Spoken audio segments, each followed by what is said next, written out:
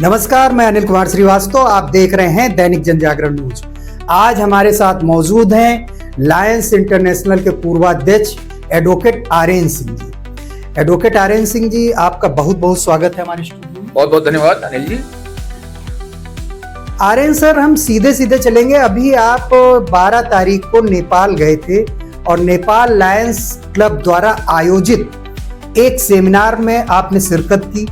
वहां आप बतौर विशिष्ट अतिथि के रूप में मौजूद थे और आपका सम्मान हुआ।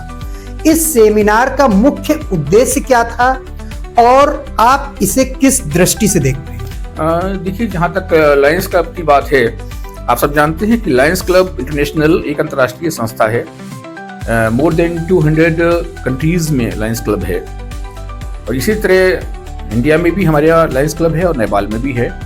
दोनों की डिस्ट्रिक्ट अलग अलग हैं।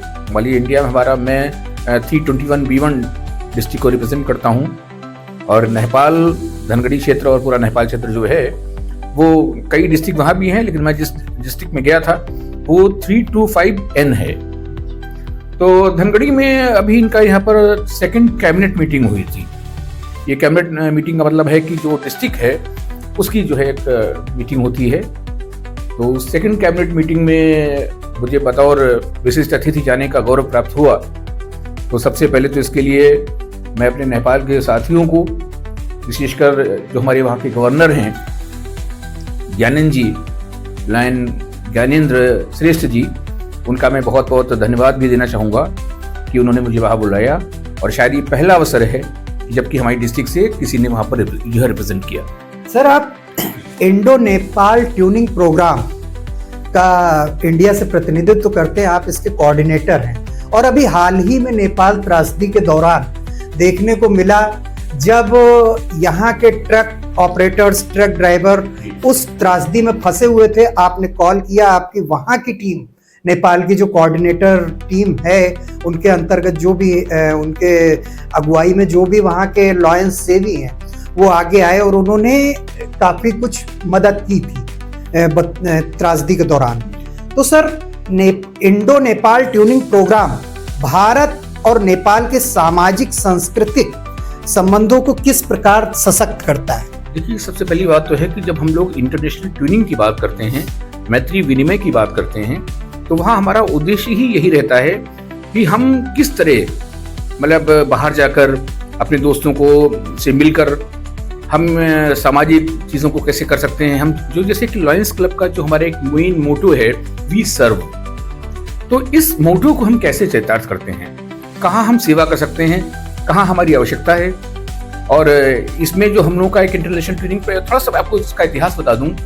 आज से करीब 8 साल पहले लायंस क्लब लखीमपुर उपकार में 2018 में मैं इसका अध्यक्ष था और धनगढ़ी ग्रीन सिटी एक वहाँ क्लब है नेपाल का, वहाँ में मिस्टेक लायन टेकराज पनीरू एक अध्यक्ष थे उस समय। तो हम लोग के बीच में थोड़ी सी बातचीत हुई और उसके बाद एक ऐसा लगा कि क्यों ना एक हम लोग आपसी मैत्री विनिमय का कार्यक्रम करें। वो हमारे यहाँ आए, हमारी संस्कृति को समझें, हम नेपाल जाएं, नेपाल की संस्कृति को समझें और एक दूसरे का लोगों का क्लब में सदस्यों का आना जाना हो जाए। तो इस सोच के साथ हम लोगों ने इस कार्यक्रम को शुरू किया। तो पनेरू जी ने तो खैर अपने अध्यक्षीय कार्यकाल में इसको संभाला, लेकिन उस समय लायन देवराज ओझा, ये एक ऐसा नाम था कि इसने पूरे प्रोग्राम को हैंडल किया। अब देवराज आज भी उसको कोऑर्डिनेट कर रहे हैं, इस समय वर्तमान में वो अध्यक्ष भी हैं।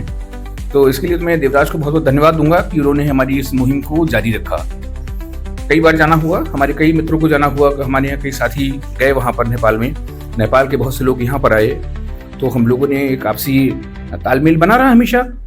हमने उनकी संस्कृति को समझा, उन्होंने हमारी संस्कृति को समझा।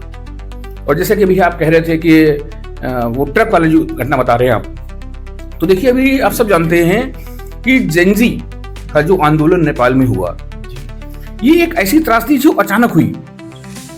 भाई, आपदाएं तो अचानक ही आती हैं, तो एक ऐसी आपदा थी।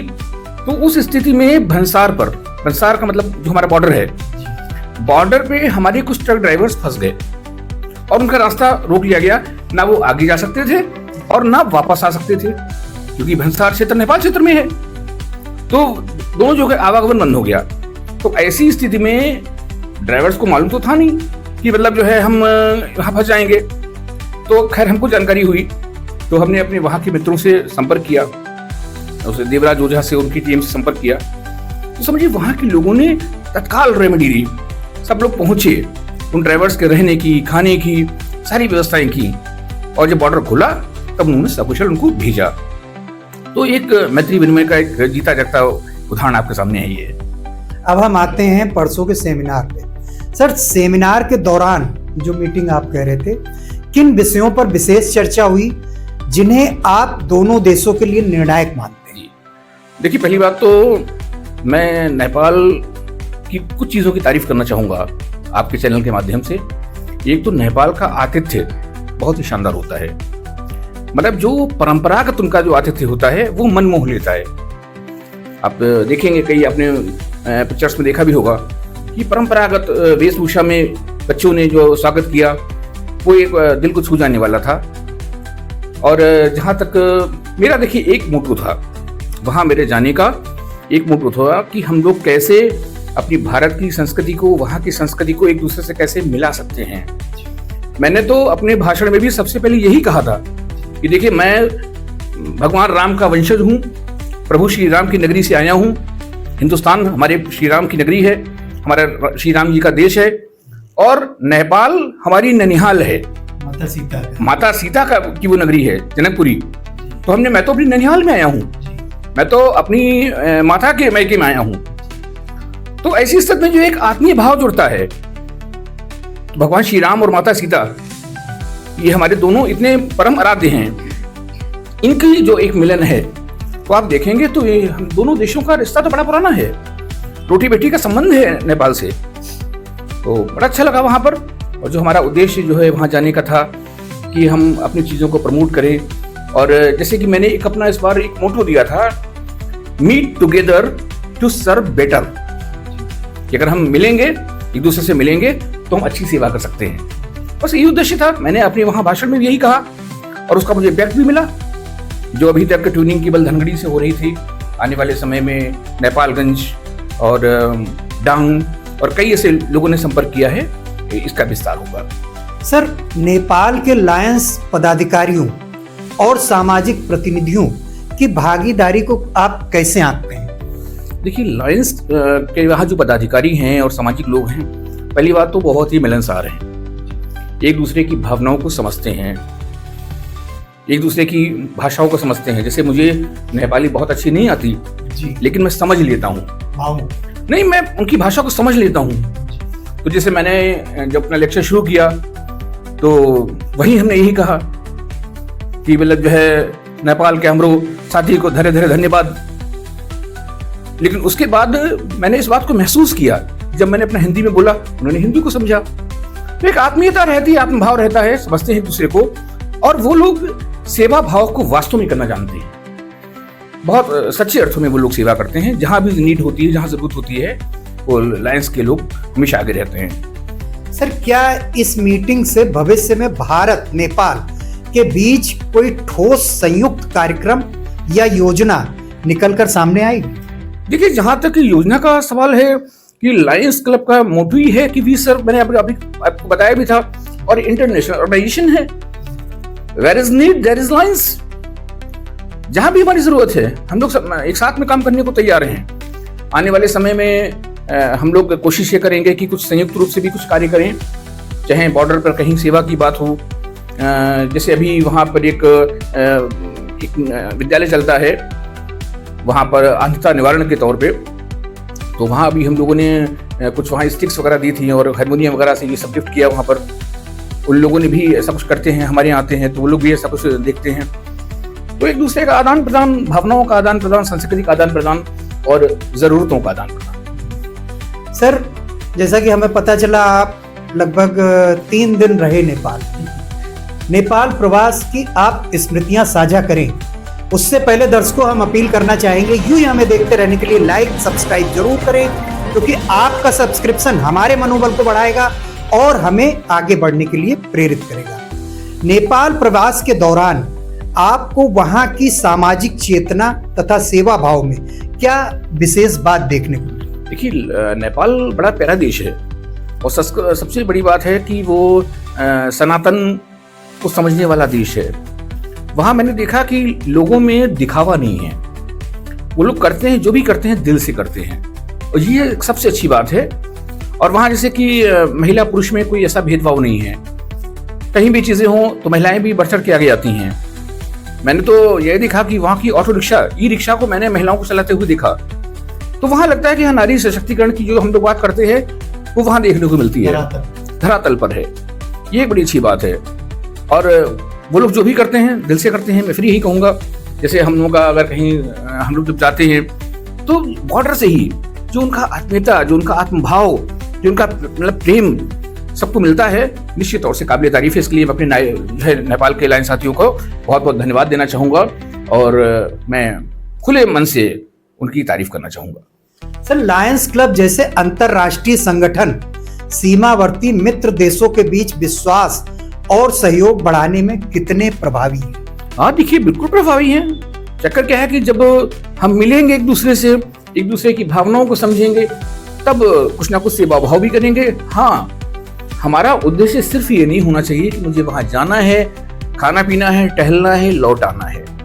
हमारे मन में अगर सेवा का भाव है, अगर हम सेवा करना चाहते हैं, तो मुझे लगता है कि ये ऐसे संगठन और वो जो अंतर्राष्ट्रीय संगठन हो वो बहुत महत्वपूर्ण भूमिका निभाते हैं और निभा सकते हैं, और हम लोग कोशिश पे ही करते हैं।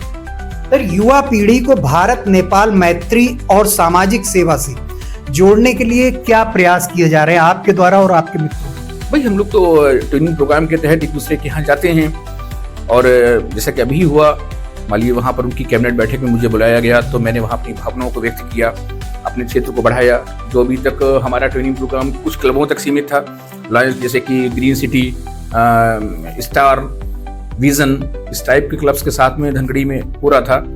अब इस बार हम लोग इसका विस्तार करेंगे। अब हम लोग नेपालगंज पहुंच रहे हैं, हम लोग टांग पहुंच रहे हैं, हम लोग काठमांडू पहुंचेंगे।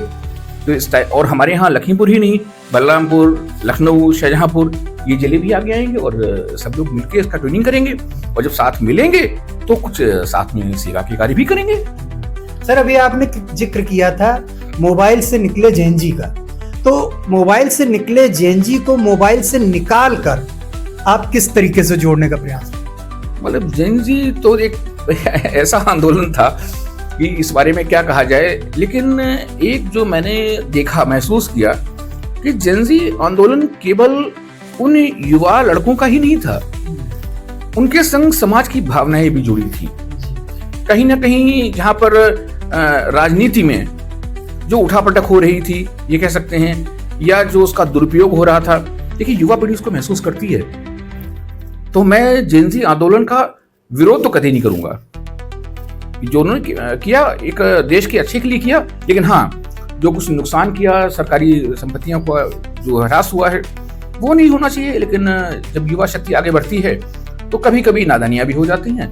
तो मुझे लगता है कि अगर अच्छे सही अर्थों में देखा जाए तो ये आंदोलन, मेरी एक शुभकामनाएं हैं कि नेपाल के लिए एक अच्छी क्रांति लाए। और अब देखिए सब कुछ नॉर्मल हो गया, अच्छे से चल भी रहा है, नेपाल राष्ट्र उन्नति करे, तो मेरा तो यही शुभकामनाएं हैं। मेरा सवाल ये था कि जेनजी एज ग्रुप को मोबाइल से निकालकर आप अपने इस अभियान से कैसे? देखिए, मोबाइल से निकाल के अभियान से जोड़ने का तो हाँ, धरातल पे जोड़ना थोड़ा सा कठिन काम है, लेकिन हाँ, प्रयास जरूर रहेगा कि इन सब चीजों को, लोग भावनाओं को समझें, आंदोलन क्यों हुआ, कैसे हुआ, क्या उसके मूल कारण थे, इसको लोग जाने, जागरूकता आए।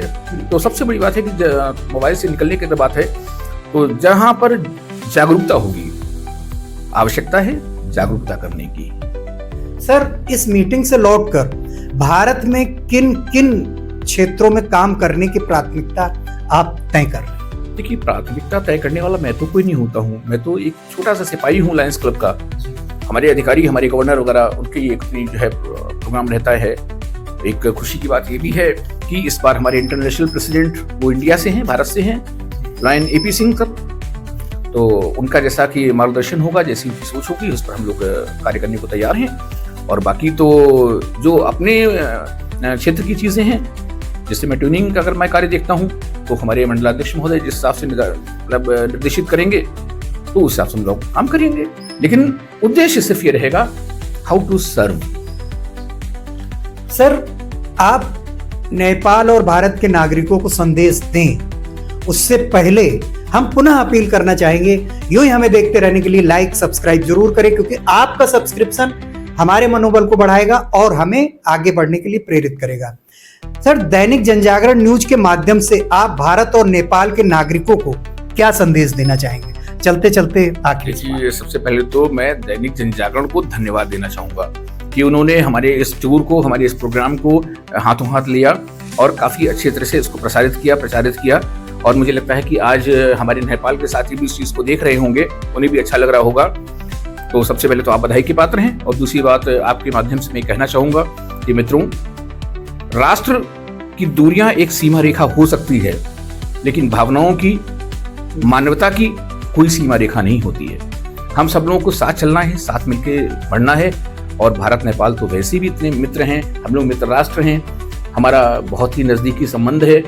मैंने जैसे कि बताया, भगवान श्री राम और माँ जानकी का जहाँ संबंध होता है, जहाँ पर महात्मा बुद्ध जैसे जन्म लेते हैं, तो वो देश वास्तव में अनुकरणीय होता है।